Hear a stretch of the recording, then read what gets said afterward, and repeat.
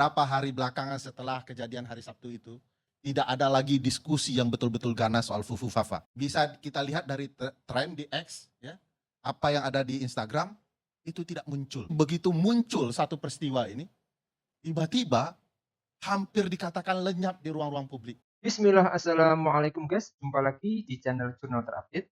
Oke guys, jadi ini ada isu, benarkah tragedi di Kemang soal pembubaran diskusi diaspora untuk mengalihkan isu kasus Abu Fafa, yang analisanya ini dibuktikan dengan beralihnya isu dari Abu Fafa ke tragedi Kemang. Apakah benar demikian? Jadi tak perlu berlama-lama, langsung saja kita simak video ini guys. Bismillah. Sesuai dengan pasal 30, karena ini tugas Kepolisian Republik Indonesia, Ya. maka dalam hal keamanan yang seperti ini, dua yang punya kewajiban penting sebagai komando. Satu, Kapolri. Oke. Kedua, komandonya Kapolri, yaitu Presiden Republik Indonesia. Apakah dua ini terlibat langsung? Saya pikir juga tidak, ya. Tetapi apakah punya kewajiban? Saya pikir harus punya kewajiban konstitusional untuk memastikan siapa orang-orang ini, siapa dalangnya, dan bagaimana mereka nanti dihukum. Karena upaya untuk melihat ini tanggung jawab Kapolri akan menjadi bias kalau kemudian Kapolri tidak bisa menangkap orang-orang ini dan siapa intelektual dader yang disebutkan tadi. Jadi sudah diketahui ini bukan kepentingan kepolisian, ini ada orang yang mengacaukan, ada intelektual dadernya. Pertanyaan besarnya, polisi menangkapnya atau tidak? Karena itu tugas konstitusionalnya memastikan perlindungan terhadap masyarakat dan memastikan hak masyarakat untuk berbeda pendapat, menyampaikan pendapatnya bisa diwujudkan dengan rasa aman. Rasa aman ini yang paling penting yang dilindungi. Jika kemudian ini tidak terjadi, saya yakin seluruh tunjuk akan mempertanyakan ini dan politisi akan memanfaatkan ini sebagai upaya mengganti posisi Kapolri.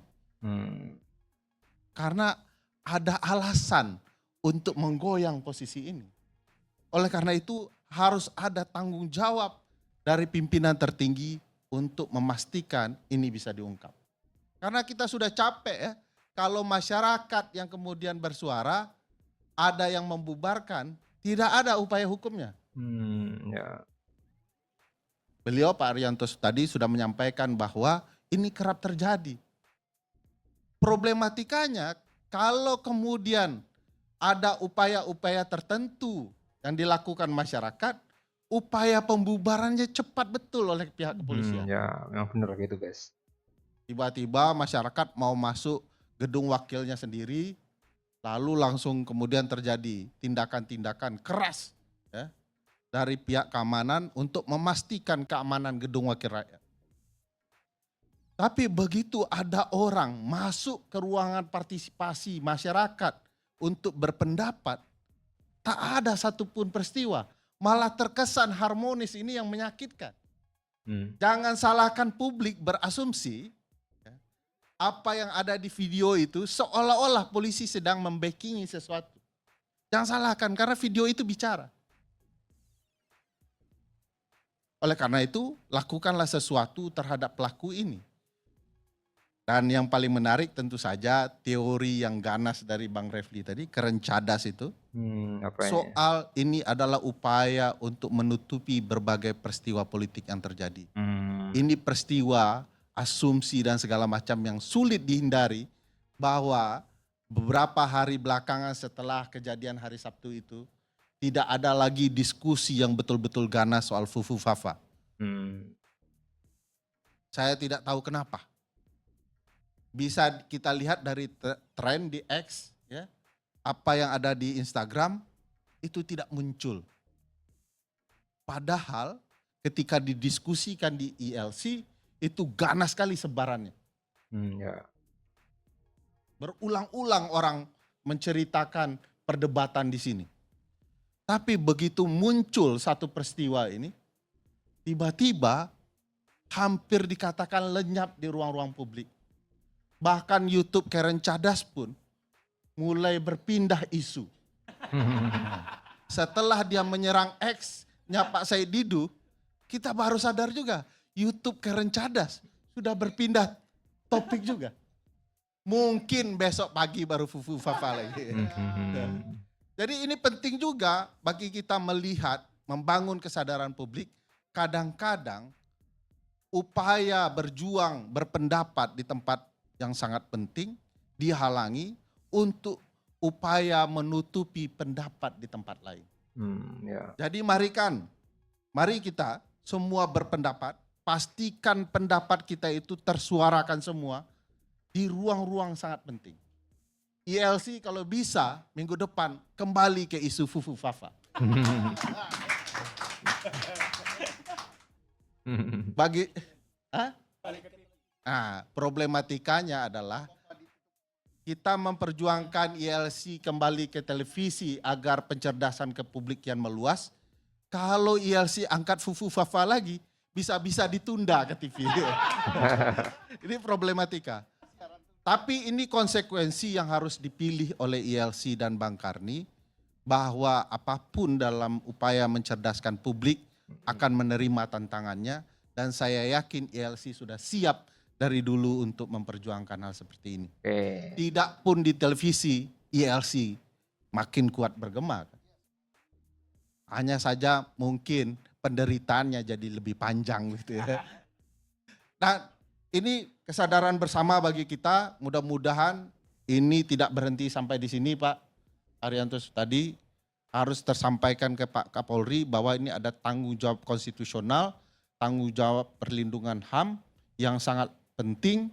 Jangan kemudian kejam ke masyarakat, itu kesan yang ditimbulkan oleh publik, lalu kemudian untuk preman-preman menjadi lunak.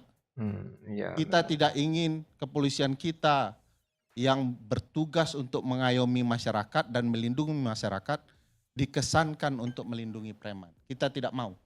Polisi adalah sahabat kita, dibayar oleh pajak kita. Kita juga tidak suka upaya-upaya politisi yang kemudian mengabaikan kesejahteraan kepolisian. Padahal itu kunci penting dalam perlindungan konstitusional. Kita juga tidak suka bahwa polisi dimanfaatkan oleh rekan-rekan politik untuk kepentingan-kepentingan politik. Yang kami suka, polisi harus tetap bersama masyarakat dan menjadi bagian dari masyarakat untuk memastikan perlindungan terhadap masyarakat, terutama hak berdemokrasi dan hak berpendapat, baik di muka umum maupun tidak di muka umum. Oke guys, jadi ini guys, ini ada dari akun Angkim, dia mencuit dalam Twitternya, diskusi diaspora dibubarkan untuk mengalihkan isu kasus Hufafa. Nah ini guys, sepakat dengan Bang Refli Harun dan Bang Ferry Amsari, pembubaran silaturahim FTA itu untuk pengalihan isu Hufafa. Oleh karena itu, kita harus tetap semangat meng-up Hufafa sampai Hufafa gagal dilantik. Setuju? Jadi ini terkesan agak memprovokasi seperti itu untuk agar diangkat lagi isu Hufafa. Jadi ini masih ramai guys, memang para netizen masih tetap berusaha untuk menyuarakan soal akun Hufafa biar untuk diungkap. Lalu ini juga ada lagi dari akun Adi Masadi, ini Hufafa hilang di Kemang, mulai terkuak motivasi kebrutalan di Kemang. Lenyapnya pembicaraan publik tentang skandal vandalisme verbal Hufafa. Analisa ini dibuktikan dengan isu yang beralih. Dari sini polisi bisa acak jejak otak di balik ini. Hufafa dihapus huru hara. Jadi begitu guys. Jadi isu Hufafa ini memang masih banyak netizen yang ingin menyuarakan agar orang yang berkepentingan atau orang yang kewajiban untuk mengusut siapa sebenarnya pemilik akun Hufafa ini. Jadi kembali dari apa yang disampaikan oleh Bung Ferry Amsari tadi, jadi beliau itu menduga dan bisa jadi memang pembubaran silaturahim FTA itu untuk pengalihan isu Hufafa. Dengan analisanya yang dibuktikan dengan beralihnya isu di platform Twitter dari Hufafa beralih menjadi ke tragedi Kemang, seperti itu. Selaras dengan apa yang disampaikan oleh Ferry Amsari, Refy Harun pun soal strategi Kemang memasukkannya ke teori pengalihan isu. Menurutnya, teori pengalihan isu ini bisa dilihatnya secara post factum. Setelah kejadian itu, bagaimana apa isu-isu yang berkembang atau berita-berita yang berkembang. Bung Refli menyampaikan bahwa sebelum kejadian pembubaran diskusi Kemang, hal yang paling mencolok muncul di publik adalah kritik terhadap Gibran. Fufafa terutama itu sampai pada sebuah kesimpulan agar Gibran itu tidak dilantik, guys. Inilah yang dia duga bisa saja menjadi macam pengalihan isu akan kritik publik kepada pemerintahan Jokowi, termasuk pula isu soal Gibran dengan akun Fufafanya. Menurutnya bisa jadi ini mengalihkan isu karena sekarang ada crucial time antara tanggal 1 Oktober sampai ke tanggal 20 Oktober. Kalau seandainya ada eskalasi yang menginginkan Gibran tidak dilantik karena sudah melakukan perbuatan tercela, sangat mungkin. Jadi mungkin itu guys yang bisa saya jelaskan untuk video kali ini. Bagaimana menurut kalian soal video ini? Tulis komentarnya di bawah ini ya guys. Saya pamit dulu. Assalamualaikum warahmatullahi wabarakatuh.